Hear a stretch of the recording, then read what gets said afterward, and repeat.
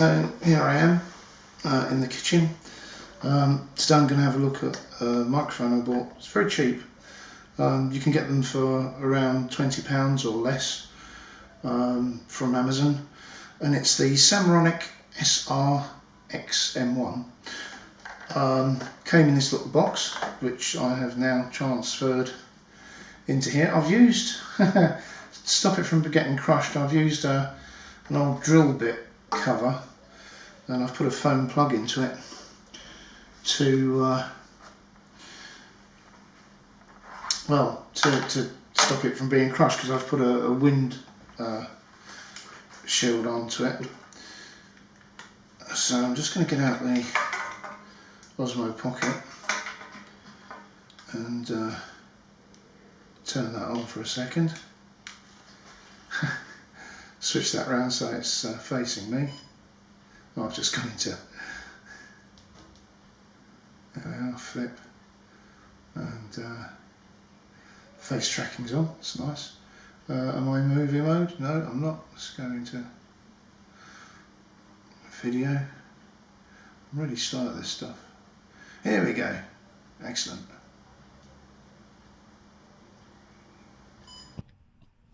So, right, now I've got that going as well. I don't know if that will track me well or not. But yes, the Samaronic. Unfortunately, I've already put the windshield on. They're pretty tight to get on and off. I'll try and see if I can put a picture on the bottom.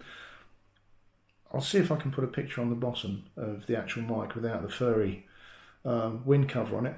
But yeah, I've put it in there just so that it doesn't lose its shape when I'm carrying it around.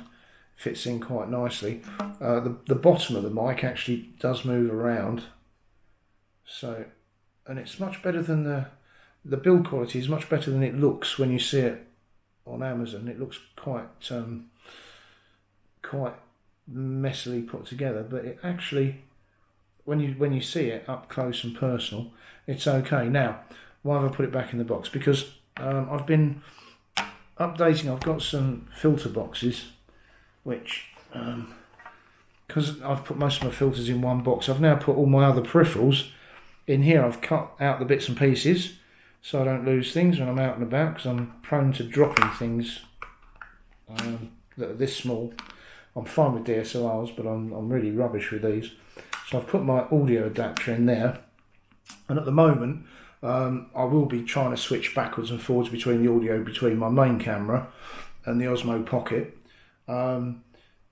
So what I'm going to do is pop that on there, and then when we go on to the Osmo Pocket, we plug it in. I'm doing this so you can see it. We'll actually see, oh, it's lost me, tracking wise. It's face tracking on, there we go. So I'm just going to plug that in. And it hasn't come up as having detected the audio yet. Ah, audio adapter connected. Yeah, microphone connected, nice. And we're now getting, oh yes, we're getting a volume control as well. So now what I'll do is, when I edit this, I'll put that straight onto, so you're hearing it from here, rather than on the main camera there.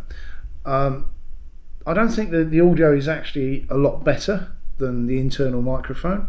It's a mono microphone and it feeds both channels and it seems to work fine. But at the end of the day, what I've got it for is the wind muff. You see? So when it's out, we'll see how well that does. It's a rather cheap wind muff. You might hear me making some noise with it as I sort of try and coax it into a shape. I have got one that goes right the way around so that the wind isn't going to get from the back as well. The great thing is that the Samaronic has an inbuilt isolation mount on the very end of it, so as long as I don't actually touch the mic, I should be able to handle this around without getting too much in the way of handling noise, which is good. And also, of course, when I'm filming, and I can turn that round and go to the other side, and you can see some of the mess in that corner, which is why the camera's in that corner. of the house. I'll just swing that back. So yeah, I think it's going to be good. You'll see how good it is next time I go out, which hopefully should be at the weekend. I did turn up to the Dickens Festival rather a bit late, and things really weren't going on anymore, and it was mainly full of drunks in doorways being sick and things, so I thought that wasn't really a good advert for the local area. So you'll just have to wait for this to come out on the next video. Cheers, thanks, bye.